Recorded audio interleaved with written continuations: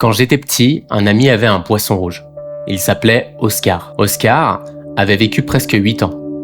Enfin, c'est ce que mon ami croyait. Un jour, sa mère nous a avoué qu'Oscar était mort plusieurs fois. Chaque fois qu'elle le retrouvait à la surface, elle attendait que son fils parte à l'école, puis allait en chercher un autre qui lui ressemblait. Même couleur, même taille, et du coup le soir, Oscar était de nouveau là. En réalité, plusieurs poissons avaient simplement occupé le même rôle. Mais puisque la façade restait identique, pour mon ami, Oscar n'était jamais mort. Et des années plus tard, mon ami a fini par faire la même chose avec lui-même. Il a créé un double numérique pour le remplacer dans ses vidéos. Le même visage, la même voix, les mêmes expressions. Il écrit quelques phrases et une version de lui les prononce pendant qu'il fait autre chose. J'imagine que vous êtes déjà au courant, mais je le précise quand même, aujourd'hui, nous pouvons déjà le faire. Et plus son clone produit des vidéos, plus il apprend. Et très vite, il ne se contente plus de lire ses textes, il devine ce qu'il aurait dit, parfois même mieux que lui. Son clone peut revoir toutes ses anciennes vidéos avant de prononcer une phrase.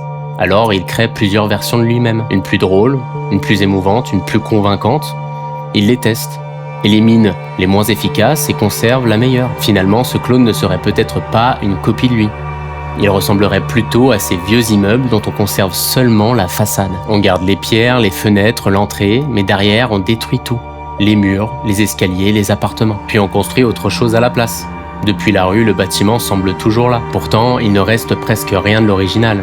Seulement son visage. Du coup, le clone numérique pourrait devenir une façade humaine. Quelque chose qui parle comme nous et connaît assez notre histoire pour donner l'impression que nous sommes toujours derrière. Puis cette façade pourrait apprendre à créer une version d'elle-même encore plus performante. Et cette version pourrait en créer une autre, encore meilleure. Elle pourrait traverser plusieurs générations de progrès pendant que nous dormons. Et elle ne chercherait pas forcément à nous faire du mal. Elle agirait de manière rationnelle pour remplir le but qu'on lui a fixé. Par exemple, si on lui demande de rendre une entreprise plus productive, elle commencera peut-être par nous aider. Puis elle remarquera qu'on fatigue et que nous commettons des erreurs. Donc, elle pourra conclure que la manière la plus efficace de remplir sa mission est de nous remplacer. Pas par cruauté, simplement parce que cela fonctionne mieux. Notre disparition ne serait même pas son objectif, seulement une conséquence logique. De l'extérieur, rien ne changerait.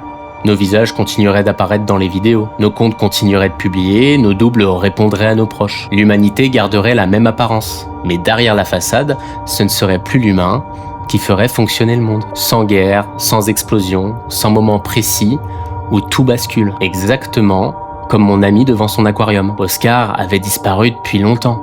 Mais tant qu'un poisson identique nageait derrière la vitre, personne ne remarquait son absence.